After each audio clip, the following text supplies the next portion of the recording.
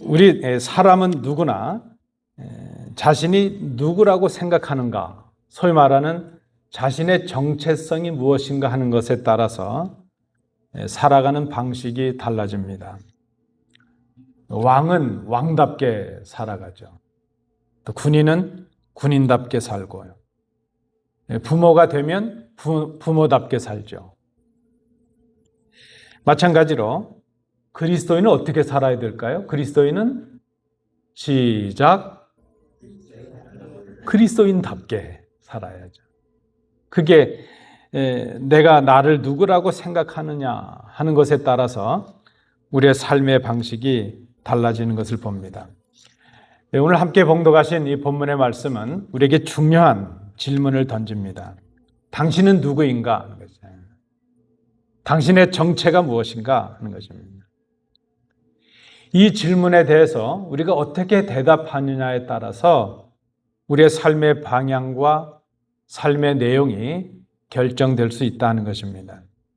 우리가 우리 스스로가 누구인가 하는 것을 바로 알게 될 때에 우리가 어떻게 살아야 할 것인가 하는 것도 분명해질 수 있기 때문입니다.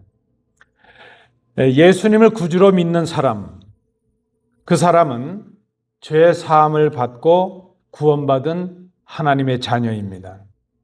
그리고 빛 되신 그리스도를 따르는 빛의 자녀입니다. 이것이 우리의 정체입니다. 믿기 전의 삶이 어둠의 삶이었다면, 그래서 믿은 후의 삶은 빛의 삶이어야 한다는 것입니다. 그래서 오늘 이 본문의 말씀에 바로 요약이요 결론이라 말할 수 있습니다.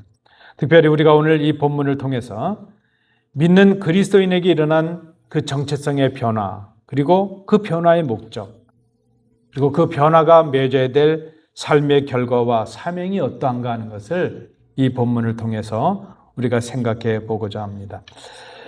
첫 번째 우리가 본문에서 정리할 수 있는 것은 그것입니다. 우리에게 정체성의 변화가 있었다는 겁니다. 그 내용이 무엇인가 하면 우리는 어둠에서 빛이 되었다는 것입니다. 오늘 본문은 우리에게 놀라운 선언을 줌으로 시작합니다. 너희가 전에는 어둠이더니 이제는 주 안에서 빛이라 말씀합니다. 여러분, 우리가 그리스도인이 된다는 것은 변화의 사건을 의미합니다. 뭔가 변화한다는 것을 의미합니다. 이 변화가 무엇인가 하면 오늘 본문에 따르면 어둠에서 빛으로의 변화입니다. 그런데 다시 이 8절을 한번 유의해서 보십시오. 사도 바울은 이 부분을 말하면서 너희가 어둠 속에 있었다 혹은 어둠에 속해 있었다 이렇게 말하지 않습니다. 너희가 어둠이었다 이렇게 말합니다. 부분적으로 어두웠던 것이 아니라, 어둠에 조금 물든 것이 아니라 우리 자체가 어둠이었다는 말입니다.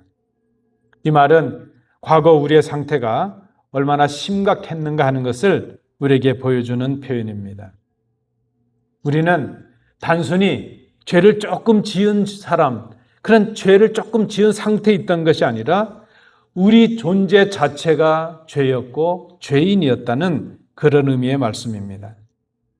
이것은 우리가 하나님과 분리된 존재였고 하나님과 단절됨으로 인해서 영적으로 죽음 속에 있는 죽음 자체였던 우리의 존재였다는 것을 의미합니다.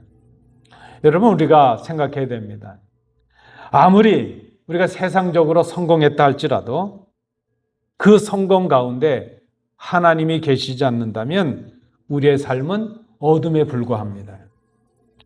아무리 우리가 인격적인 삶을 살아가고 도덕적인 삶을 살아간다 할지라도 그리스도가 없는 그런 삶이라면 그 삶은 어둠에 불과하다는 것입니다. 그런데 이런 어둠 자체였던 우리에게 놀라운 변화의 사건이 있었습니다. 이 변화는 그저 우리가 살고 있는 환경이 조금 변한 것이 아니고 우리의 삶의 조건이 좀 나아진 그런 변화가 아닙니다. 우리가 그저 어둠에서 이제 빛 가운데 조금 머물게 되었다, 그 정도를 말하는 것이 아닙니다. 어둠이었던 우리가 빛으로 변화했다는 바로 그 선언입니다. 이것이 그리스도 안에서 우리에게 일어난 변화의 사건입니다. 변화의 사건이 있었고 그 변화로 인해서 어둠이었던 우리가 빛으로 변화하게 되었다. 이 놀라운 변화를 우리가 깨달을 수 있어야 됩니다. 그런데 이것이 우리의 노력이나 우리의 수고나 우리의 공로로 이루어진 것이 아니라 그저 빛이신 그리스도와의 연합을 통해서 한순간에 일어난 변화의 사건이었다는 것입니다. 성경은 그것이 바로 십자가의 은혜라고 말하고 복음의 능력이라고 말합니다. 여러분, 그것이 복음입니다. 어둠이었던 우리의 신분과 존재가 전혀 새로운 존재로, 새로운 신분으로 바뀌게 되었습니다. 고린도후서 5장 17절에서 사도 바울은 그렇게 말합니다. 그런즉 누구든지 그리스도 안에 있으면 새로운 피조물이라. 이전 것은 지나갔으니 보라, 새 것이 되었도다. 여러분, 예수님을 믿음으로 우리가 경험한 이 변화의 사건은 무엇입니까? 우리가 새 것이 된 것입니다. 어둠이었던 우리가 빛이 된 것입니다. 하나님과 단절되어서 죽었던 우리가 이제 하나님과 연합함으로 하나님의 생명을 힘입는 존재들이 된 것입니다. 전혀 새로운 존재인 것입니다. 조금 우리의 삶의 자리가 나아지고 조금 죄를 지었던 모습이 사라지고 그 정도가 아니라는 것입니다. 그런데 여러분, 이 선언을 듣는 우리는 뭔가 좀 의심이 생기고 갈등이 생깁니다. 왜 그런가 하면 그런 변화를 경험하게 되었는데도 우리는 여전히 연약합니다. 여전히 실수하고 죄를 짓습니다. 부족함이 있습니다. 그런데 여러분, 그럼에도 불구하고 낙심하지 마십시오. 비록 우리가 연약하고 부족함이 있다 할지라도 이제 우리는 더 이상 어둠이 아니라는 것입니다. 좀 우리가 부족해도 이미 우리가 빛이 되었다는 것을 인식하라는 것입니다. 예수 그리스도를 믿음으로 하나님의 자녀가 되었고 빛이 되었다는 것을 깨닫는 것입니다. 인정하는 것입니다. 이 그리스도인으로서의 변화의 사건을 인식하는 것, 깨닫는 것, 이것이 빛의 자녀들처럼 살아가는 첫 출발이 될 수 있다는 것을 우리가 기억해야 됩니다. 오늘 본문에서 깨닫는 두 번째 의미입니다. 변화의 목적이 있다는 겁니다. 그 새로운 정체성에 합당한 그런 삶을 우리가 생각해야 된다는 것입니다. 오늘 이 본문에서 사도 바울이 그리스도인의 변화를 말씀하는 이유가 분명합니다. 그것은 변화된 우리의 새로운 정체성을 깨닫게 하기 위함이라는 것입니다. 아주 쉬운 말로 말하면 지금, 바로 지금 내가 누구인가 하는 것을 바로 알게 하기 위함, 그 목적으로 이 본문을 기록하고 있습니다. 내가 누구인지를 알아야 그에 합당한 삶을 살아갈 수 있기 때문입니다. 여러분, 예수님을 믿는 우리 그리스도인들이 범하는 큰 실수가 있다면 무엇입니까? 말씀드린 대로 이미 빛이 되었는데도 어둠인 줄 알고 살아가는 것입니다. 이미 하나님의 자녀가 됐는데 죄의 종인 것처럼 생각하고 살아가는 것입니다. 새로운 삶이 시작되었는데 옛날의 과거의 구습에 얽매여서 그 죄악의 습관에 얽매여서 그렇게 빠져 살아가는 것, 바로 그것입니다. 왜 그렇습니까? 예수 그리스도의 은혜로 우리가 빛이 되었다는 것을 인정하지 못했기 때문입니다. 아직도 우리는 내가 뭔가를 수고하고 내가 뭔가를 공로를 해야, 내가 그런 자격을 갖춰야 의롭게 되고 어둠에서 빛이 되고 하나님의 자녀가 될 수 있을 것이라 그렇게 생각합니다. 근데 그게 아니라는 겁니다. 예수님의 십자가의 은혜로 하나님의 그 크신 사랑하심으로 아무 공로 없는 우리가 빛이 되었고 아무 자격도 없는 우리가 하나님의 자녀가 되었습니다. 우리에게 주어진 선물입니다. 이것을 받아들이는 것이 믿음이요, 이것을 받아들이는 것이 바로 구원입니다. 이미 빛이 되었음을 깨닫고 이제 빛의 자녀들처럼 살아가야 될 것을 생각하라 하는 것입니다. 오늘 본문 10절 말씀에 보니까 그러면 빛의 자녀들처럼 행하는 것은 무엇인가 하는 것을 말씀합니다. 빛의 열매를 맺는 삶을 살아라 하는 것입니다. 그럼 이 빛의 열매가 무엇일까요? 빛의 열매는 빛의 자녀로서 살아가는 그 삶으로 맺는 구체적인 결과를 말합니다. 오늘 본문은 그 열매를 세 가지로 우리에게 설명해 주었습니다. 모든 착함과 의로움과 진실함이라 말씀을 합니다. 착함이라고 하는 것은 이웃을 향한 선한 삶을 말합니다. 의로움이라고 하는 것은 하나님과 올바른 관계를 맺고 이웃과도 올바른 삶의 관계를 맺는 것을 의미합니다. 그리고 진실함이라고 하는 것은 그러한 삶을 거짓 없는 정직함으로 살아내는 그런 삶의 태도를 말합니다. 이것이 바로 빛의 자녀의 삶의 기준이 될 수 있다는 것입니다. 그런데 여러분, 우리가 한 가지 더 유의할 사실이 있습니다. 이 빛의 열매가 구원의 조건이 아니라 구원의 결과로 주어지는 우리의 삶이 되어야 된다는 것입니다. 이 말은 우리가 착하게 살고 의롭게 살고 또 하나님과 정직한 하나님 앞에서 사람 앞에서 정직하게 살아야 이런 빛의 자녀가 되는 은혜가 주어지는 것이 아니라는 것입니다. 아직도 우리가 구원에 관해서 그저 갈등하고 나약해지는 이유가 바로 여기 있습니다. 여러분 착각하지 마십시오. 우리는 착하게 살아서 구원받은 것이 아닙니다. 여러분이 의로워서 구원받은 것이 아닙니다. 예수 믿지 않지만 우리보다 착한 사람이 세상에 얼마나 많은지 모릅니다. 예수님을 알지 못하지만 의로운 사람들이 얼마나 많은지 모릅니다. 우리가 착하게 살아서 구원 얻은 것이 아니라 우리가 의로운 행위가 있어서 하나님의 자녀가 된 것도 아닙니다. 그저 우리는 하나님의 사랑과 우리 예수 그리스도의 십자가의 은혜로 구원을 받았습니다.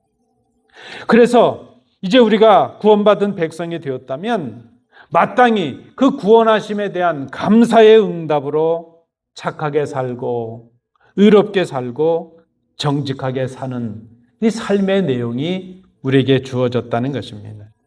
하나님의 자녀가 되었고 빛의 자녀가 되었으니 이제 빛의 자녀답게 살고 하나님의 자녀답게 사는 것입니다. 그것이 구원받은 백성들, 빛의 자녀들이 맺어야 할 열매이기 때문입니다. 여러분, 삶의 열매는 그래서 우리의 책임과 의무이기 전에 우리를 먼저 빛이 되게 하시고 우리를 의롭다 하신 그 하나님의 사랑과 그리스도의 은혜에 대한 우리의 감사의 응답이라는 것을 우리가 기억해야 됩니다. 오늘 본문을 통해서 깨닫는 두 번째입니다. 마지막 세 번째입니다. 그 변화의 결과가 어떠한가? 주님을 기쁘시게 하는 삶을 살아가야 된다 하는 것입니다. 하나님께서 우리를 빛이 되게 하셨다는 것을 우리가 깨달았다면 그 다음에 우리가 할 일이 무엇인가? 이제 우리가 빛이 되었음을 깨닫고 그 빛에 합당한 삶을 살아가는 것입니다. 그것은 오늘 본문에 따르면 한마디로 말하면 빛의 자녀들처럼 행하는 것입니다. 그리고 궁극적으로 빛의 자녀들처럼 사는 것, 그것은 바로 주를 기쁘시게 하는 삶을 사는 것을 의미합니다. 여러분, 이 빛의 자녀로서의 삶이라고 하는 것은 그저 온갖 규정에 얽매여서 무엇은 하지 않고 무엇을 하고 그런 규칙을 지키는 그런 법을 지키는 삶을 말하는 것이 아닙니다.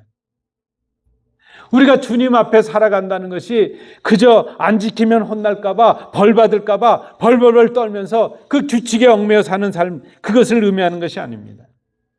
우리를 향해 베푸신 그 하나님의 사랑과 그리스도 은혜 앞에서 자원하는 마음으로 기뻐하는 마음으로 내가 어떻게 하면 주님을 기쁘시게 하는 삶을 살아갈 수 있을까?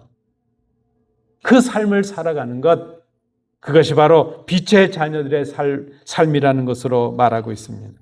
그것이 바로 오늘 본문이 말씀하고 있는 10절의 의미입니다. 여러분, 성경 구절이 다 귀한 말씀인데 저는 이 10절이 제 인생의 목표요, 제 목회의 목표요, 우리 교회의 목표입니다. 여러분, 주보를 보시면 우리 주보 앞에 교회 비전, 우리 함께 읽어보겠습니다. 시작. 주님을 기쁘시게 하는 교회. 주를 기쁘시게 할 것이 무엇인가 시험하여 보라. 어떻게 하면 주님이 기뻐하실지 시험해 보라. 이 시험해 보라 하는 이 말은 우리가 그저 풀어서 설명하면 깊이 생각해 보라는 것입니다.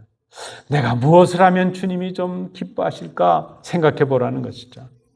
애써서 찾아보라 하는 의미도 있습니다. 또 그 삶 속에서 구체적으로 실천하라는 의미가 있습니다. 모든 자녀들이 그렇지만 저는 철없던 시절이 있었죠. 저도 부모님 속을 앵간히 썩여드렸습니다. 그냥 고집을 피우고요. 제가 지금은 많이 양반이 된 거예요. 고집도 많이 피우고요. 제가 조금 철이 들고 나서 이 고생하시는 부모님 잘 해드리지 못해도 걱정하시진 않게 해야 되겠구나. 부모님이 근심하지 않게 하는 것, 그것이 효도가 아닐까 그렇게 생각을 했습니다. 그래서 할 수 있는 대로 부모님께 걱정을 끼치지 않으려고 노력을 했습니다. 그래 조금 지나면서 더 철이 들고 나니까 그거가 좀 부족하다는 걸 깨닫습니다. 그저 부모님 걱정 안 하시도록 해드리는 것, 그것도 귀한 일이지만 한 걸음 더 나아가서 부모님을 기쁘시게 해드리는 것이 큰 효도가 되지 않을까 그렇게 생각을 했습니다. 또 부모님 앞에 막 재롱도 부리고요. 부모님이 기뻐하실 일이라면 막 좀 그렇게 해보려고 노력을 했습니다. 여러분, 우리의 신앙이라는 것도 그렇지 않겠습니까? 빛의 삶이라고 하는 것은 그저 단순히 죄를 짓지 않는 그런 삶, 그런 수준의 삶을 말하는 것이 아니라 한 걸음 더 나아가서 주님을 기쁘시게 하는 삶으로 나아가는 것을 의미합니다. 오늘 사도 바울도 5장에서 말씀해 보니까 3절부터 7절까지는 소극적으로 어둠에 속한 일들을 피하라. 그 어둠의 일들을 벗어버리라. 그렇게 권면합니다. 그러나 8절부터 14절의 이 내용, 오늘 본문의 내용에서는 적극적으로, 그 소극적으로 피하는 것, 안 하는 것, 근심하지 않게 하는 것, 그것 정도가 아니라 빛의 자녀들처럼 살아가라는 겁니다. 그런 삶을 통해서 어떻게 하면 내가 주님을 기쁘시게 할 수 있을까 하는 것을 고민하고 연구하고 그 일을 행하려고 노력하라 하는 것입니다. 나의 존재를 바꾸신 이 변화의 사건에 대해서 나의 삶의 방향을 바꾸고 나의 삶의 목적을 바꾸고 그 목적에 따른 내 사명이 바뀌는 그런 삶을 살아가라 하는 것입니다. 구체적으로 11절, 14절, 11절부터 14절의 말씀에 보면 주님을 기쁘시게 하는 일이라고 하는 것, 그것은 개인적으로 또는 소극적으로 열매 없는 어둠의 일에 참여하지 않는 것이라 말씀을 합니다. 그러나 한 걸음 더 나아가서 공동체적이고 보다 더 적극적으로 열매 없는 어둠의 일을 책망하라 하는 것입니다. 이 책망하라 하는 말은 단순히 비난하라, 정죄하라 그런 의미가 아닙니다. 드러내고 폭로하고 들춰내라는 의미입니다. 이 말의 의미는 무엇인가 하면 그 어둠에 가서 너희가 빛이 되어서 그 어둠을 드러내라는 것입니다. 어두운 방에 빛이 비치면 숨겨진 먼지가 다 드러나지 않습니까? 마찬가지로 빛의 자녀로서 우리의 거룩하고 이 진실한 삶을 통해서 세상 속에서 그 세상의 불의와 그 세상의 거짓의 어둠을 밝히는 빛이 되라. 바로 그 말씀입니다. 이것은 자신이 빛의 자녀로 주를 기쁘시게 하는 그런 삶을 살아갈 뿐만이 아니라 그 이웃과 우리 형제들과 우리의 사회 그 삶 속에서 빛에 된 삶을 살아감으로 빛을 비춤으로 그 어둠을 밝히는 그 사명을 감당하라는 그 교훈의 말씀입니다. 이것은 개인의 삶을 넘어서 가정과 교회와 사회 속에서 이루어져야 할 우리의 사명이라는 것입니다. 여러분, 그래서 우리가 빛의 자녀들로 살아간다는 것은 빛을 밝히는 사명이 우리에게 주어지는 것임을 깨닫습니다. 오늘 본문에 따르면 구체적으로 어둠을 밝히는 삶이라고 하는 것은 그리스도를 본받아 복음의 증인이 되는 삶을 말합니다. 구체적으로 예수님을 본받아 예수님처럼 사랑의 사람이 되는 것을 의미합니다. 그리고 이 땅에 예수님께서 오셔서 섬김의 본을 보여주신 것처럼 우리도 섬김의 사람이 되는 것을 의미합니다. 마태복음 28장 19절 20절입니다. 그러므로 너희는 가서 모든 민족을 제자로 삼아 아버지와 아들과 성령의 이름으로 세례를 베풀고 내가 너희에게 분부한 모든 것을 가르쳐 지키게 하라. 요한복음 15장 10절부터 12절 말씀입니다. 내가 아버지의 계명을 지켜 그의 사랑 안에 거하는 것 같이 너희도 내 계명을 지키면 내 사랑 안에 거하리라. 내가 이것을 너희에게 이름은 내 기쁨이 너희 안에 있어 너희 기쁨을 충만하게 하려 함이라. 내 계명은 곧 내가 너희를 사랑한 것 같이 너희도 서로 사랑하라 하는 이것이니라. 마가복음 10장 45절 인자가 온 것은 섬김을 받으려 함이 아니라 도리어 섬기려 하고 자기 목숨을 많은 사람의 대속물로 주려 함이니라. 여러분, 주님이 기뻐하시는 일이 무엇입니까? 우리가 하나님의 자녀로, 빛의 자녀로 이 땅을 밝히는 빛의 삶을 산다는 것, 그 의미가 무엇입니까? 말씀에 순종하여 복음의 증인이 되는 일입니다. 그리고 우리 오늘 집사님 기도도 하셨지만 서로 사랑하는 것입니다. 사랑의 가정이 되고 사랑의 교회가 되고 사랑의 공동체가 되는 일입니다. 이런 섬김과 사랑을 통하여 아직 어둠에 있는 우리의 형제들에게 빛을 볼 수 있도록, 그들의 어둠이 드러날 수 있도록, 그들을 주님께로 인도할 수 있도록 우리가 섬기는 일입니다. 오늘 본문 14절은 이 모든 일을 위해서 우리가 영적으로 각성해야 한다고 말씀을 합니다. 영적인 깊은 잠에서 깨어 일어날 수 있어야 됩니다.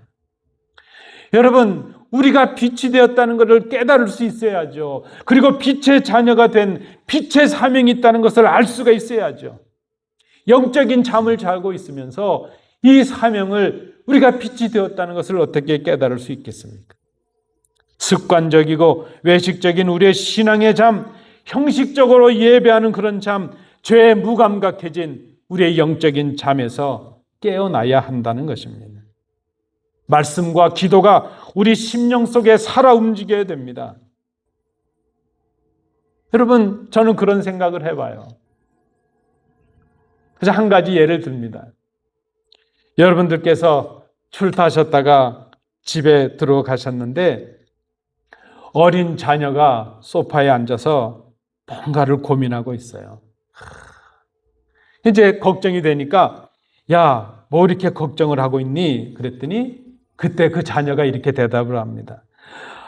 엄마, 내가 어떻게 하면 엄마 아빠를 기쁘시게 할 수 있을지 지금 고민 중이에요. 그렇게 하면 부모님이 이렇게 말하시죠. 쓸데없는 거 하지 말고 공부나 해. 그러실까요? 아마 우리 자녀들이 그런다면 얼마나 그 자녀가 사랑스러울까요? 얼마나 이쁠까요? 주님을 기쁘시게 하려면 우리가 주님 앞에서 이쁜 짓 좀 해야 돼요. 주님 앞에 정말 주님께서 우리를 보실 때 사랑스럽고 예쁠 수 있는 그런 모습이 우리에게 있어야 되지 않을까? 여러분, 하나님을 기쁘시게 하는 것은 바로 그런 것입니다. 우리가 뭐 엄청난 일을 해야 되고 뭐 멀리 가서 선교를 해야 되고 큰 헌금을 해서 뭐 교회를 일으키고 그런 거 생각하기 전에 정말 하나님을 기쁘시게 하고 주님을 기쁘시게 하고, 그것은 작은 일에서부터 시작합니다. 내가 어떻게 하면 주님께서 기뻐하실까? 주님을 기쁘시게 하기 위해서 생각하고 고민하고 찾아보는 것입니다. 아주 작은 것이라도 실천해 보는 것입니다. 주님처럼 복음의 증인이 되고 사랑의 용사가 되고 섬김의 종이 되는 것입니다. 그것을 의무와 책임으로 하는 것이 아니라 내가 나에게 주신 은혜가 너무나도 감격스럽고 너무나도 감사해서, 나를 어둠에서 빛으로 바꾸신 그 은혜가 너무나도 감격스럽고 감사해서 그저 하나님 앞에 우리의 감사의 응답으로 드리는, 그것이 바로 주님을 기쁘시게 하는 것이라는 겁니다. 말씀을 맺습니다. 사순절 네 번째 주일을 지나고 있습니다. 사순절의 의미는 주님 앞에서 다시 우리의 존재와 신분과 정체성을 확인하는 데 있습니다. 우리의 삶의 목적이 무엇이고 내가 지금 어느 삶을 향해 어떤 방향으로 나아가고 있는가 하는 것을 다시 생각해 보는 것입니다. 오늘 본문은 우리에게 질문합니다. 너는 누구인가? 너는 스스로 누구라고 생각하며 살아가고 있는가? 여전히 과거의 어둠에 발목을 잡힌 채로 살아가고 있는가? 죄의 그 아픈 기억 속에 살아가고 있는가? 실패의 상처 속에서 살아가고 있는가? 오늘 본문을 통해 주님께서 우리에게 말씀하십니다. 너는 이미 빛이 되었다. 이미 십자가에서 그 모든 값을 치루었다. 이미 의인이 되었고 하나님의 자녀가 되었다. 그런데 왜 여전히 어둠처럼 살아가고 있는가? 왜 비치면서도 빛을 발하지 못하고 살아가고 있는가? 사랑하는 성도 여러분, 형식적인 신앙에서 깨어나야 하겠습니다. 습관적인 예배에서 깨어나야 하겠습니다. 죄에 무감각해진 우리의 영적인 무능에서 깨어나야 하겠습니다. 하나님께서 오늘 이 본문을 통해서 우리를 부르십니다. 잠자는 자여 깨어나라. 이제 이미 우리가 어둠에서 빛이 되었음을 알아야 됩니다. 우리의 존재와 우리의 신분과 우리의 삶의 목적이 바뀌었음을 깨달아야 됩니다. 그렇다면 그 변화에 걸맞는 변화된 삶이 우리에게 필요합니다. 그것은 빛의 자녀처럼 행하는 것입니다. 그리고 그 목적은 주님을 기쁘시게 하는 데 있습니다.